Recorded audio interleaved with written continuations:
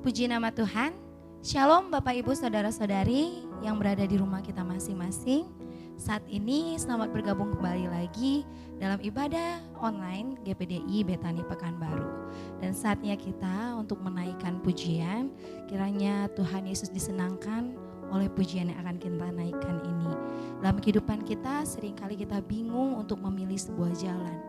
Apakah kita memilih pilihan yang A atau pilihan yang B. Namun biarlah kiranya apapun yang menjadi keputusan yang terjadi dalam kehidupan kita itu sesuai dan seturut dengan kehendak Tuhan. Oleh sebab itu sekiranya kita boleh tetap membawa segala sesuatunya ke dalam doa-doa kita dengan ucapan syukur dan rasa terima kasih kita kepada Tuhan. Sebab jawaban yang paling terutama adalah jawaban dari Yesus Kristus. Bahwa kiranya ini menjadi iman kita dan bila mata kita tertuju kepada Tuhan atas kebaikannya, atas kasihnya dan juga firman-firman yang berkuasa dalam kehidupan kita. Haleluya.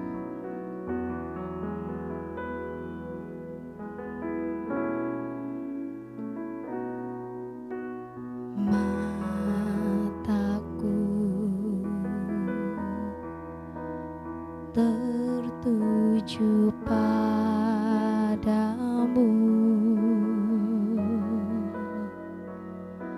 segenap hidupku ku serahkan padamu.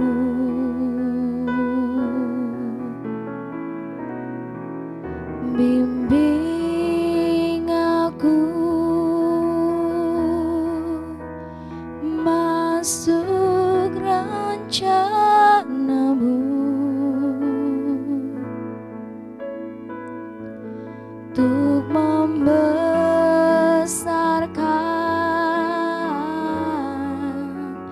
kerajaan-Mu.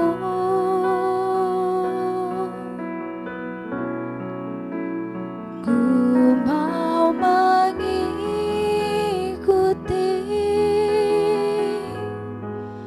kehendak-Mu ya Bapa.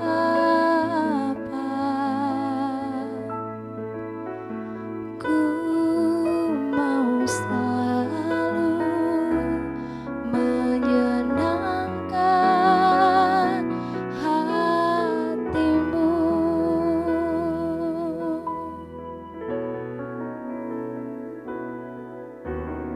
Mataku tertuju padamu, segenap hidupku ku serahkan padamu.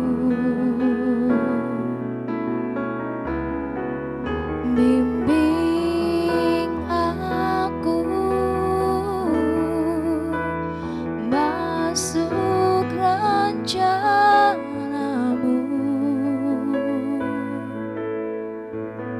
untuk membesarkan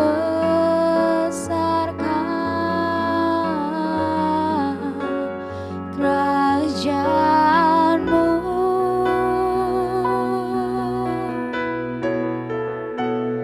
Ku mau mengikuti kehendak-Mu ya Bapa. Ku mau selalu menyenangkan hati-Mu. Biarlah di dalam setiap perjalanan kehidupan kita, apapun yang akan kita pilih untuk kehidupan kita yang sekarang ataupun masa depan, biarlah terlebih dahulu kita memikirkan apa yang menjadi kehendak Bapa dalam kehidupan kita. Kiranya perjalanan kita akan dibuatnya berhasil dan beruntung jika kita tidak berjalan ke kanan ataupun ke kiri sesuai dengan janji kebenaran firman Tuhan. Ya dan amin. Ku mau mengikuti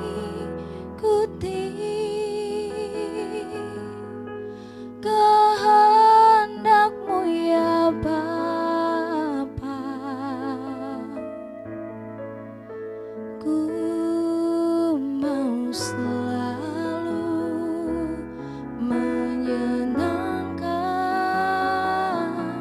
hatimu, ku mau mengikuti. Ku mau mengikuti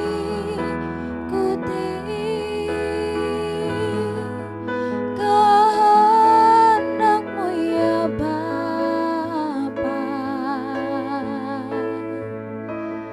Ku mau selalu menyenangkan hatimu,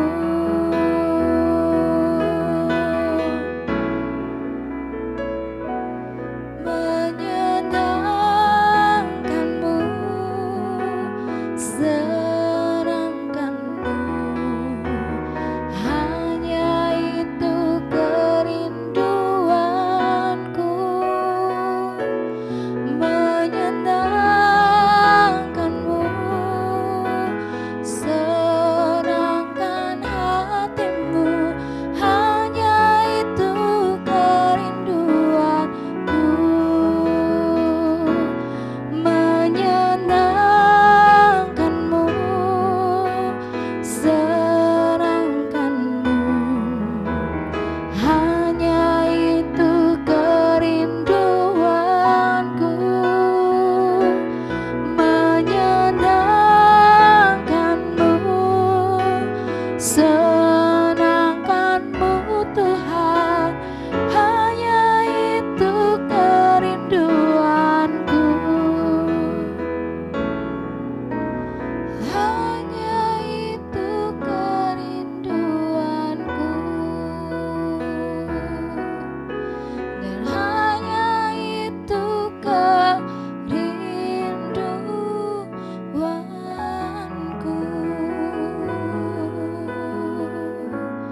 Haleluya, haleluya. Kaulah yang besar dan perkasa, Engkau ya Bapa.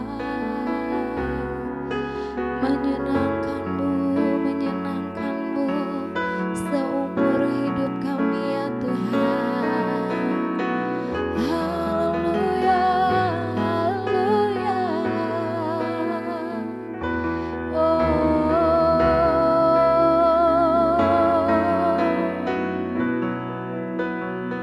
Terima kasih ya Tuhan. Haleluya.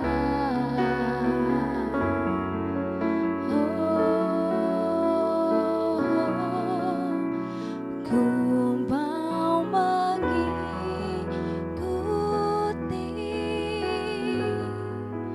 kehendak-Mu ya Bapa.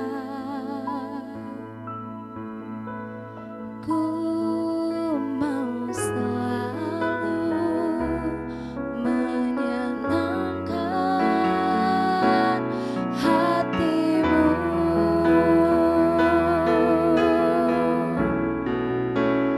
ku mau mengikuti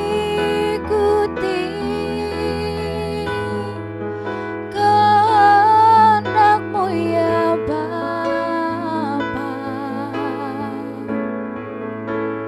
Ku mau selalu menyenangkan hatimu,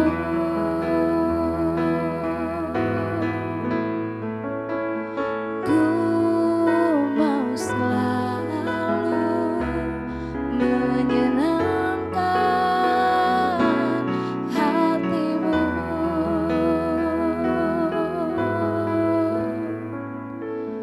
Ku mau selalu menyenangkan hatimu. Inilah yang menjadi kerinduan kami kepadamu ya Bapa yang baik, bahwa dalam setiap kehidupan kami Tuhan, kerinduan kami adalah untuk menyenangkan hati-Mu Tuhan, hingga Engkau berkenan dalam kehidupan kami Sebab perkenanan-Mu ya Tuhan, yang membuat kami boleh hidup, yang membuat kami boleh berpengharapan, yang membuat kami berhasil dan beruntung. Kami mengucap syukur kepadamu Tuhan. Bila kiranya setiap pikiran kami boleh tujukan kepada rencana-rencana-Mu Tuhan. Bila segala yang adil, segala yang benar Tuhan, segala yang kudus, segala yang mulia, segala yang sedap didengar Tuhan, itu yang kami pikirkan dan terjadi dalam kehidupan kami.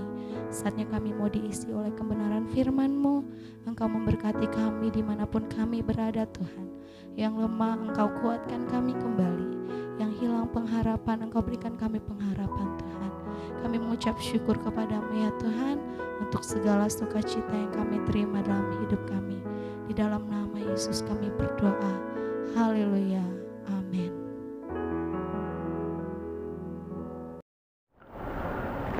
Puji Tuhan, haleluya.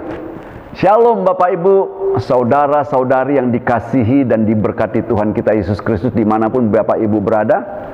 Kita bertemu kembali pada pagi hari ini Minggu dalam nuansa ibadah. Dan kalau Bapak Ibu dimanapun berada di rumah bisa juga mengikuti ibadah online ini, saya sangat percaya Bapak Ibu diberkati dengan kesehatan yang prima, sehingga dengan berkat ini Bapak Ibu bisa ikut ibadah online dimanapun Bapak Ibu berada.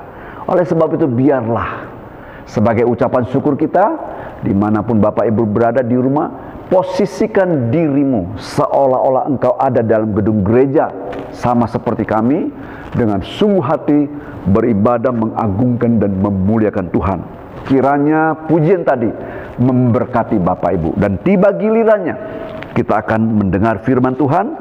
Firman Tuhan diambil dari kitab Kejadian, satu kitab yang berisi firman Tuhan tentang asal-usul manusia dan hal-hal yang terjadi dengan manusia pertama yang berefek, berakibat sampai pada saat ini.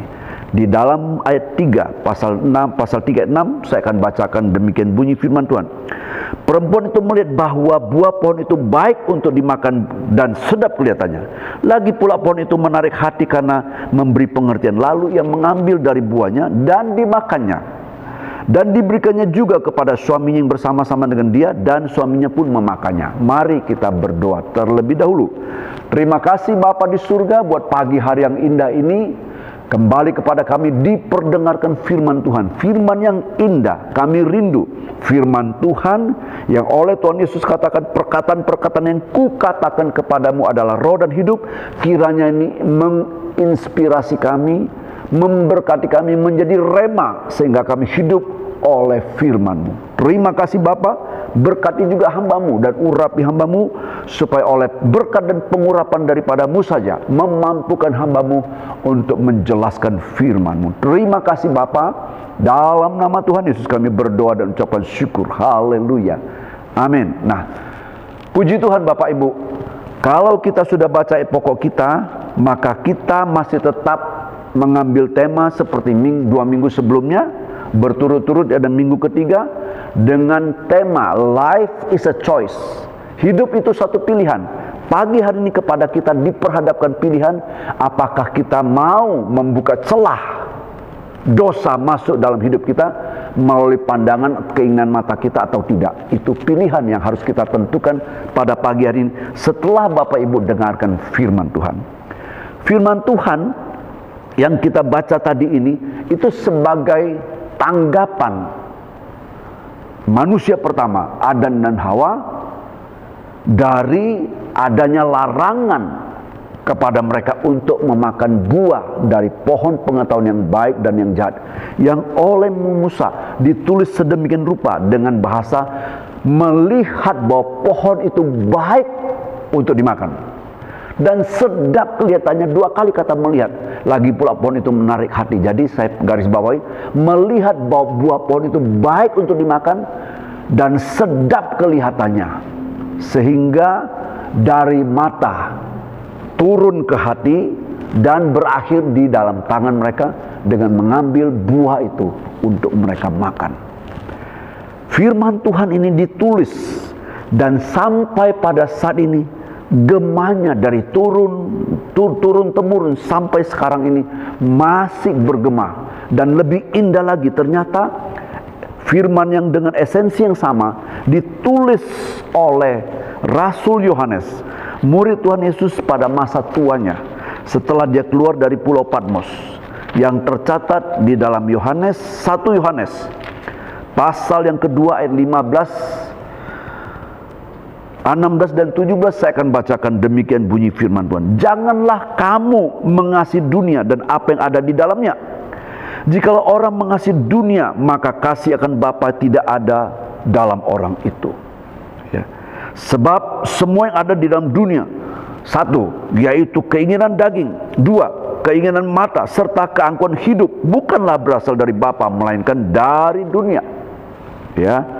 Terus ayat 17, dan dunia ini sedang lenyap dengan keinginannya, tetapi orang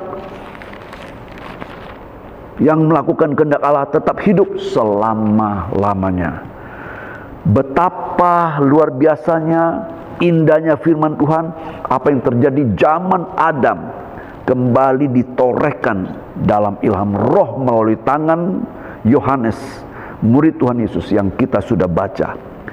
Kalau kita teliti dan kita simak, Yohanes katakan ini adalah perintah yang sudah lama. Sebab di ayat 7 di sana dikatakan, saudara-saudara yang kekasih, bukan perintah baru yang kutuliskan kepadamu kamu, melainkan perintah lama yang telah ada padamu dari mula. Jadi perintah lama yang ada padamu, artinya perintah lama yang ada pada kita dari sudah lama, dari nenek moyang kita. Perintah apa? Itu larangan.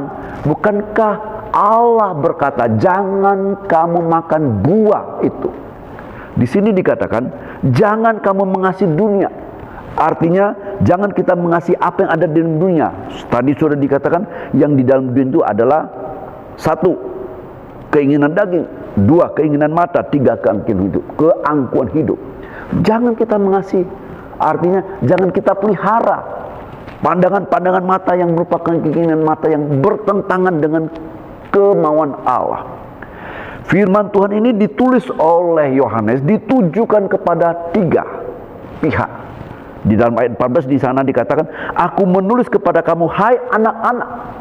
Yang kedua, aku menulis kepada kamu, bapak-bapak. Yang ketiga, aku menulis kepada kamu, hai orang-orang muda. Kalau dalam Alkitab bahasa Inggris, tiga-tiganya menunjukkan gender pria. Dituliskan untuk kita memperhatikan dan menyimak dengan baik. Jangan seperti Hawa yang membuka celah sehingga masuknya pintu dosa itu melalui pandangan mata, berakibat fatal. Oleh sebab itu pada pagi hari ini kita perhatikan, ketika Yohanes menuliskan perintah ini, dia katakan bukan perintah baru tetapi perintah yang sudah lama.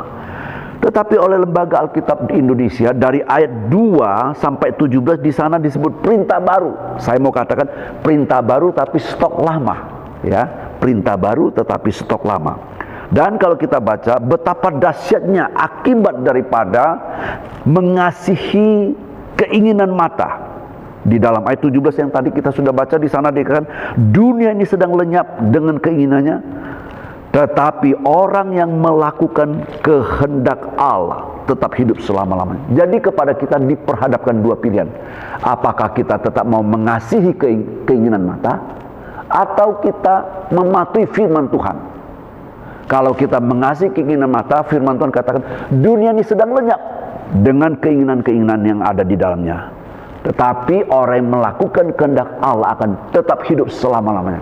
Pilihan pada Anda dan pada saya. Mana yang Anda pilih? Kita dengar lebih lanjut.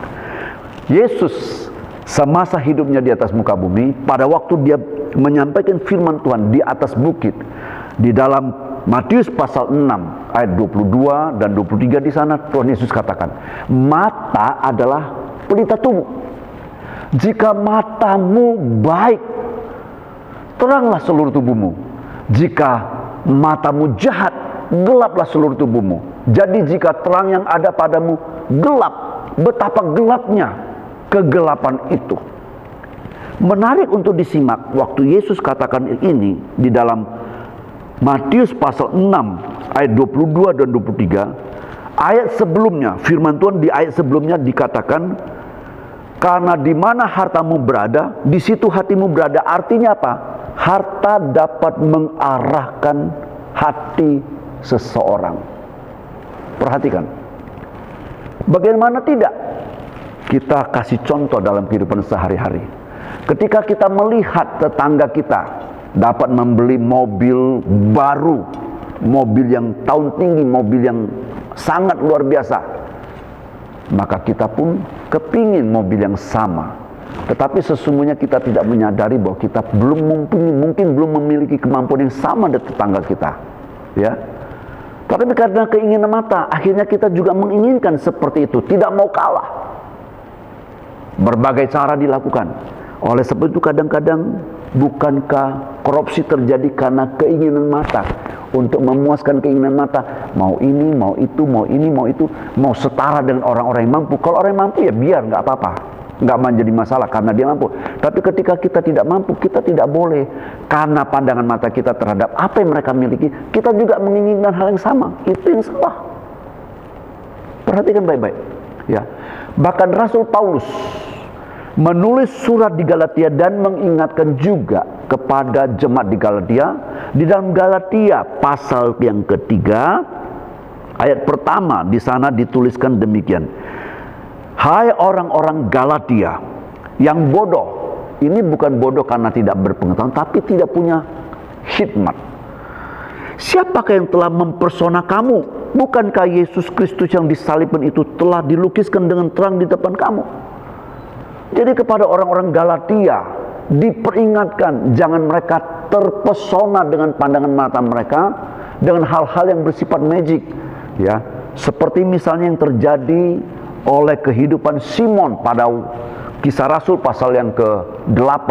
Di sana dikatakan Simon seorang tukang sihir, bahwa selama hidupnya telah mempersona orang dengan ilmu-ilmu sihirnya, sehingga membalikan hati orang untuk mengikuti jalan keselamatan.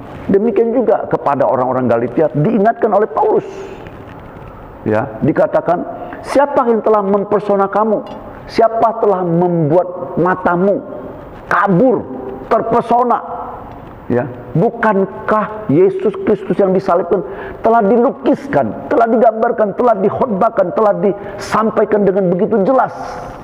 Misalkan kalau ada orang-orang yang terpengaruh dengan adat istiadat tertentu, melihat bagaimana praktek adat istiadat turun-temurun, sehingga mereka katakan, oh ini yang terbaik. Oh, itulah sebabnya Paulus mengingatkan jemaat di Galatia. Kiranya ini juga mengingatkan kita, jangan sampai ada hal-hal yang membuat kita terpesona, sehingga Kristus yang tersalib, yang disalibkan untuk menyelamatkan kita, menjadi kabur makna dan pengertiannya. Ya, apalagi contoh, saya kasih contoh.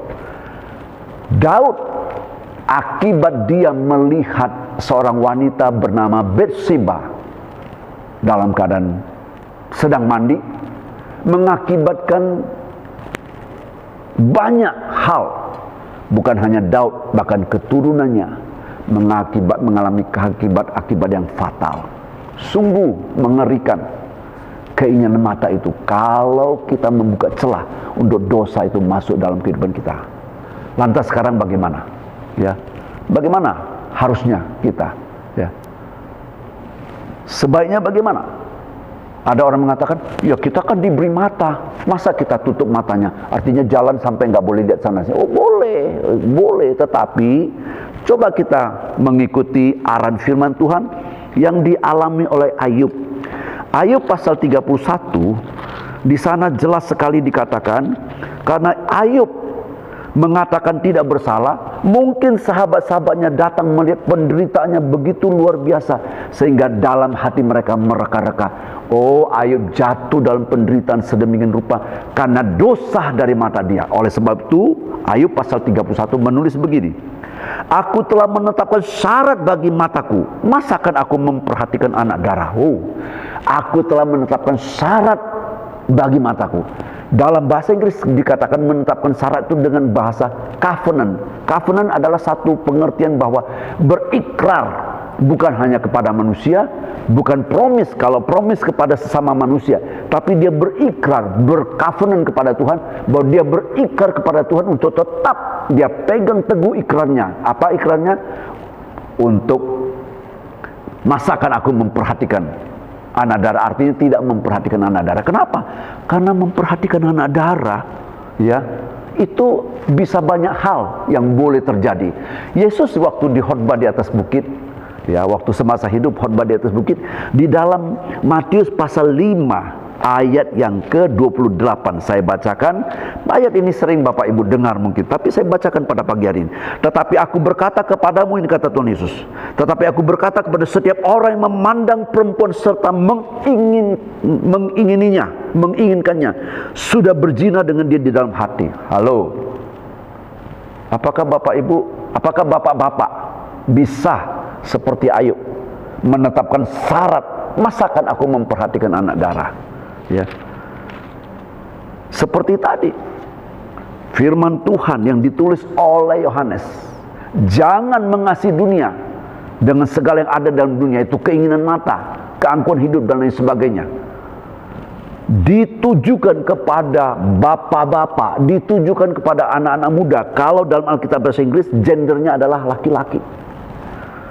Maka di sini dikatakan bahwa kita harus sungguh-sungguh menetapkan satu pilihan. Firman Tuhan tadi katakan, kalau kita mau memilih untuk mengikuti keinginan dunia, mengasihi dunia dengan keinginan mata, maka dunia ini sedang lenyap beserta keinginannya. Tetapi orang yang melakukan kehendak Allah akan tetap hidup selama-lamanya. Pilihan bagi kita. Tetapi Ayub sudah memilih yang terbaik. Oleh sebab itu dia berkata sebagai jawaban kepada sahabat-sahabat yang datang, yang mungkin dalam hatinya menuduh, jangan-jangan Ayub menderita karena dosa ini.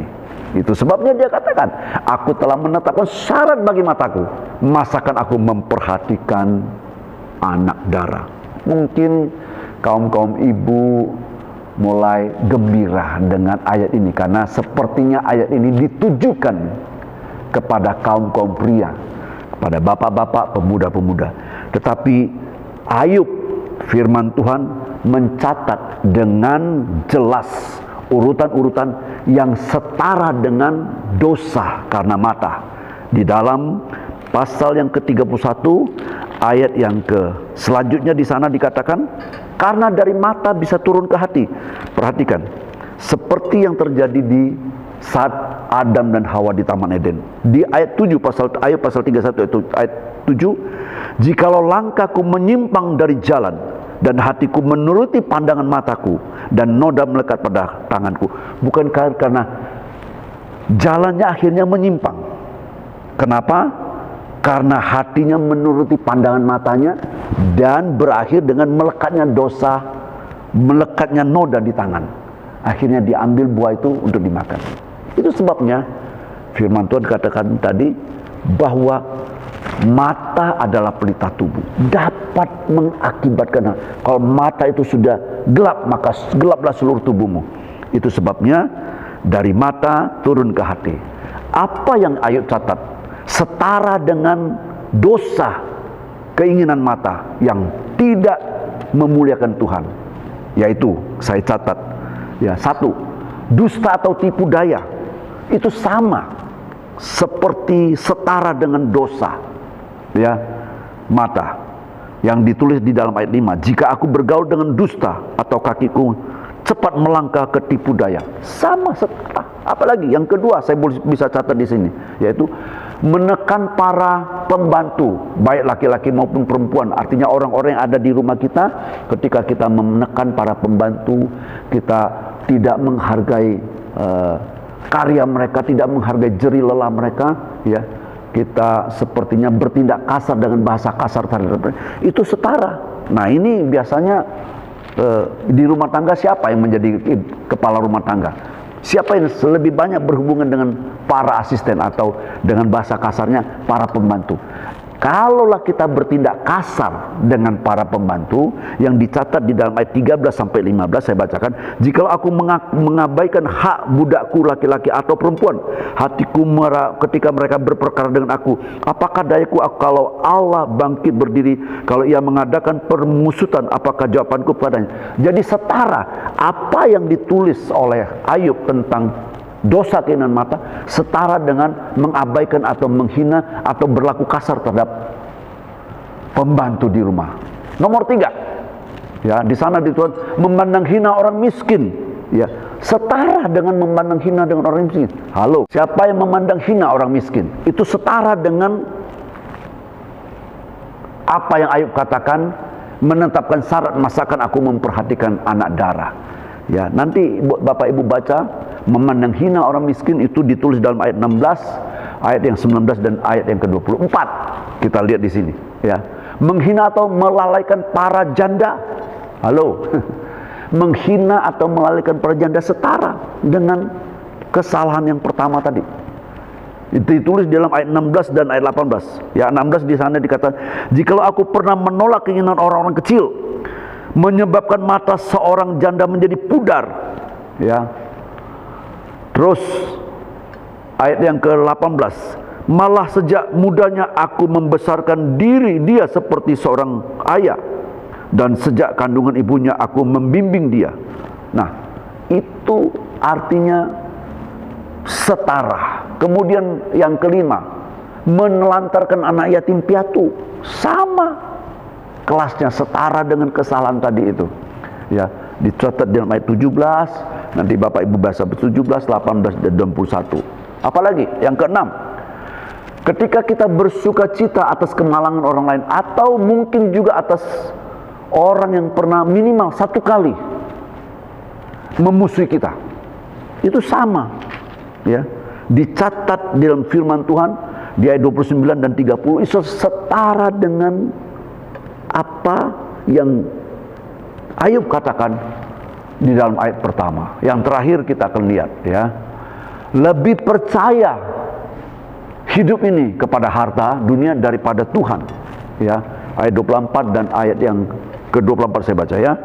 Di sana dikatakan gini, ya, jikalau aku menaruh kepercayaan kepada emas dan berkata kepada kencana, engkaulah kepercayaanku, itu setara dengan dosa tadi, keinginan mata, yaitu keinginan dunia. Setara. Jadi firman Tuhan ini ditujukan kepada setiap orang, segala gender, ya. Sama seperti tadi yang dikatakan di dalam Matius pasal 6 ayat 24, yaitu Anda tidak bisa mengabdi kepada Allah dan kepada Mamon, ya. Artinya hatimu engkau arahkan kepada Mamon, lebih percaya kepada Mamon daripada kepada Allah. Itu juga setara dengan itu.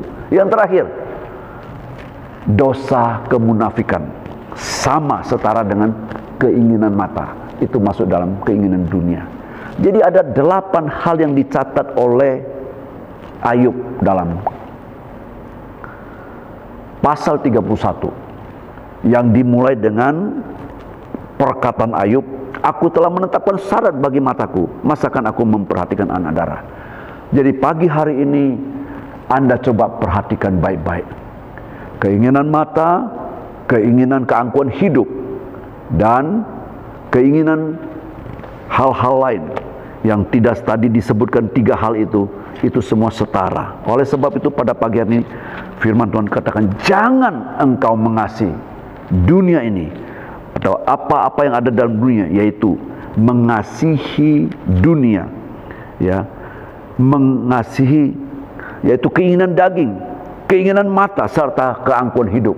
Itu semua merupakan hal yang Tuhan katakan dilarang. Oleh sebab itu perhatikan baik-baik, jangan sampai ini masuk ketika Anda membuka celah dari pandangan, dari penglihatan matamu, dibiarkan masuk ke dalam hidup Anda. Pilihan ada pada Anda.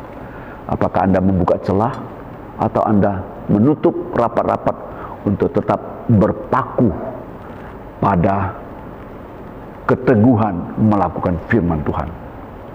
Kalau kita tidak salah pilih, maka saya percaya firman Tuhan katakan, Tetapi orang yang melakukan kehendak Allah akan hidup selama-lamanya. Terpujilah nama Tuhan kekal sampai selama-lamanya. Biar pagi hari ini mulai kita ingat-ingat apa yang kita sudah lakukan. Kalau itu kiranya kita membuka celah. Mulai pagi hari ini ketika kita sudah membaca firman Tuhan, sudah mendengar firman, kita tutup rapat-rapat celah untuk mengizinkan dosa itu masuk dari pandangan mata kita. Terpujilah nama Tuhan kekal sampai selamanya. Kita akan akhiri dengan kita sama-sama berdoa. Bapa di surga, kami bersyukur buat pagi hari yang indah ini. Kepada kami sudah diperdengarkan firman-Mu. Mari Roh Kudus tolong kami, memampukan kami untuk kami menetapkan satu syarat bagi mata kami, keinginan mata yang selaras dengan tuntunan firman-Mu, supaya kami sungguh-sungguh tidak membuka celah masuknya dosa dari pintu mata kami. Oleh sebab itu urapi mata kami, berkati Tuhan dan tolong kami, supaya kami hidup selaras dengan rencana dan kehendak-Mu, supaya pada akhirnya kami tetap hidup selama-lamanya. Terima kasih Bapa di surga, terima kasih buat firman-Mu pada pagi hari ini. Terpujilah nama Tuhan kekal sampai selama-lamanya. Akhirnya Bapak Ibu Saudara kekasih dalam nama Tuhan Yesus Kristus, terimalah anugerah daripada Allah Bapa, cinta kasih sayang daripada Putra yang tunggal, Tuhan kita Yesus Kristus, penyertaan dan pengayoman Allah Roh Kudus menyertai kita mulai daripada pagi hari ini sampai Maranatha Tuhan Yesus datang kembali. Dalam nama Tuhan Yesus kami akhiri ibadah ini, dan dalam nama Tuhan Yesus kami berdoa dan ucapkan syukur. Haleluya. Amin. Selamat hari Minggu. Tuhan Yesus memberkati. Sampai bertemu minggu akan datang.